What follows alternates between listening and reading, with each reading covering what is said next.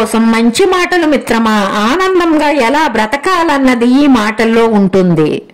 మన మందిరం ప్రశాంతంగా ఉంటే నువ్వు ఏ మందిరానికి వెళ్ళవలసిన పని లేదు.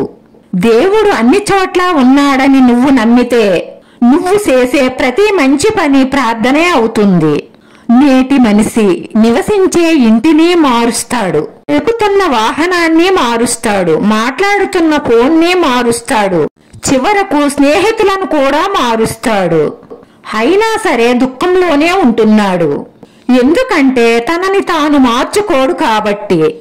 వాళ్ళేమనుకుంటారో వీళ్ళేమనుకుంటారో అనుకుంటూ పోతే సగం జీవితం అయిపోతుంది.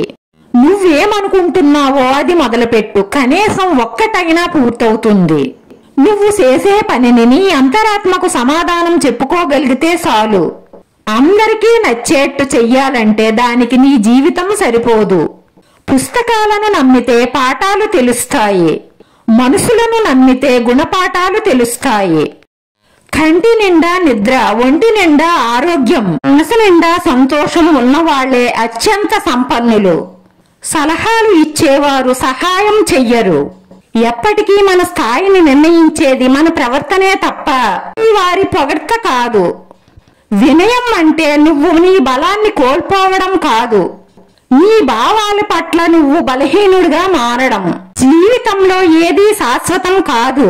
ఆటమి, ఒంటరితనం జీవితంలో చాలా నేర్పిస్తాయి. ఎలా గెలవాలో నేర్పిస్తే ఇంకొకటి ఎవరిని నమ్మాలో, ఎలా బ్రతకాలో నేర్పిస్తుంది. విలువలేని వారితో వాదించడం, వారి మాటలకు స్పందించడం వల్ల వారి విలువను మనమే పెంచినట్లు అవుతుంది. మూర్ఖులతో వాదించడం మృతదేహానికి వైద్యం చేసినట్లు అవుతుంది. వైద్యానికి శవం ఎలా స్పందించదో అలాగే మూర్ఖులకి నువ్వు చెప్పే మంచి మాటలు తలకెక్కవు. ఆలస్యం చేయడం వల్ల సులువైన పని కష్టం అవుతుంది, కష్టమైన పని అసాధ్యం అవుతుంది. ఇతరులను బాధ పెట్టేవారు ఖచ్చితంగా బాధపడతారు, దాని నుంచి ఎవ్వరూ తప్పించుకోలేరు.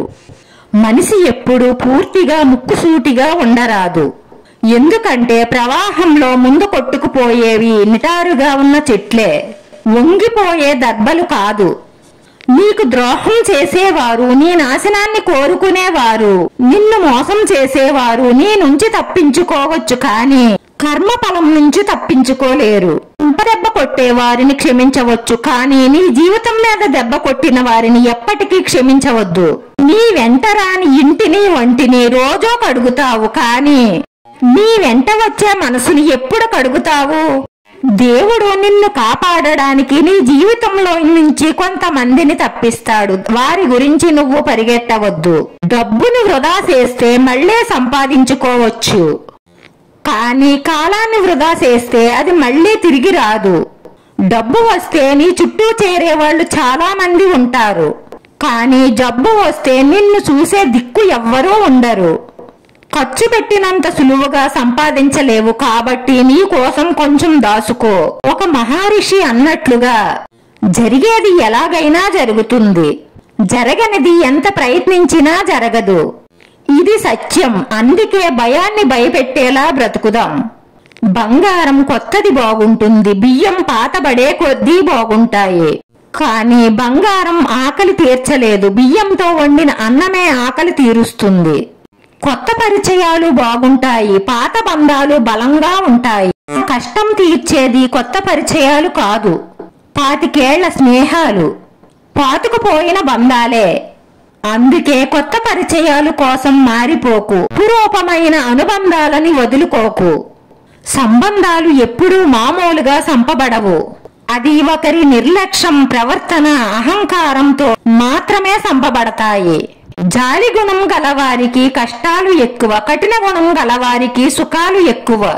ప్రపంచంలో చెడ్డవారిని కనిపెట్టడం చాలా కష్టమైపోయినది, ఎందుకంటే చెడ్డవాడు మంచివాడి కంటే మంచివాడిలా నటిస్తున్నాడు.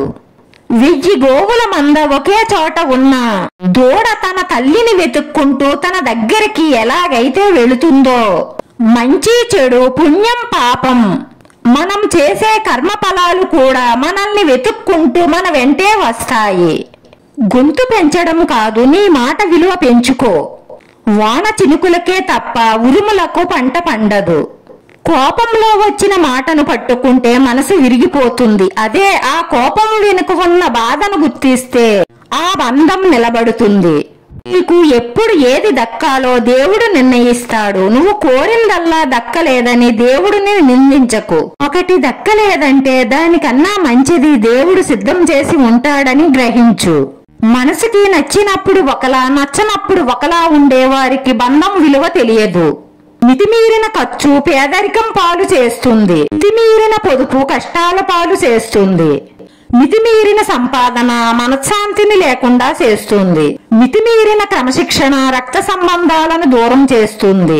మితిమీరిన ఆశయం నవ్వుల పాలు చేస్తుంది. మీరిన కోపం శత్రువులను తెచ్చి పెడుతుంది. ఆత్మీయులను దూరం చేస్తుంది. జీవితంలో ఏ విషయంలోనైనా సరే హద్దుల్లో ఉంటేనే అంతా మనకు మంచి జరుగుతుంది. నా అనుకున్న వారి దగ్గర మన విలువ తగ్గిపోయినప్పుడు మనం దూరంగా ఉండడమే మంచిది.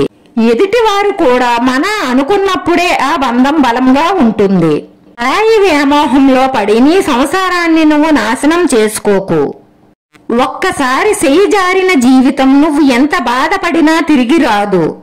జీవితం నీది, కష్టం నీది, గెలుపు నీది, ఓటమే నీదే. పడితే లేవవలసింది నీవే, బాధల్ని భరించాల్సింది నువ్వే, ధైర్యం చెప్పుకోవాల్సింది నీకు నువ్వే. వీడియో నచ్చితే లైక్ చేయండి, షేర్ చేయండి, సబ్స్క్రైబ్ చేసుకుని పక్కనే ఉన్న బెల్ ఐకాన్ క్లిక్ చేస్తే నేను పెట్టి ప్రతి వీడియో మీకు వెంటనే నోటిఫికేషన్ వస్తుంది. ధన్యవాదాలు మిత్రమా.